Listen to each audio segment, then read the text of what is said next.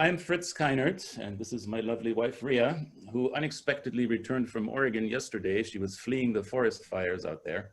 She was planning to be out there a couple more weeks.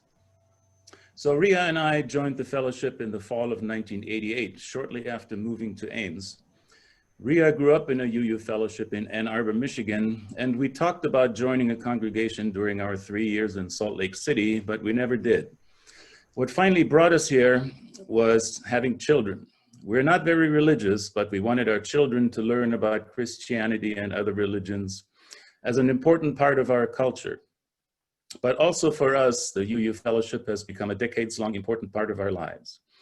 Growing up in Germany, it was news to me that we were expected to contribute. In Germany, the National Church Organization takes care of that. In contrast, it did not take long for us to find out that contributing was expected in Ames.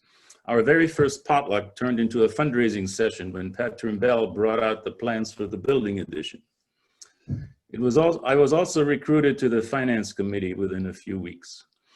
Over the years, I've been treasurer. I've been on the finance committee and the stewardship committee, among other things, so I know what it takes to keep the fellowship going. In this country, the government will not pay for public radio, churches, higher education, and many other things that Europeans take for granted. You have to step up yourself if you want these things to stay around. Public radio is certainly not shy about reminding you about that several times a day. There are many ways to contribute with money or with committee work, RE, and other tasks. I've learned that we all need to do our share to keep the fellowship strong, especially in these challenging times. I encourage you to be generous with your financial contributions for next year, and also to consider being on a committee or on the board. It's good to be part of a community. Thank you.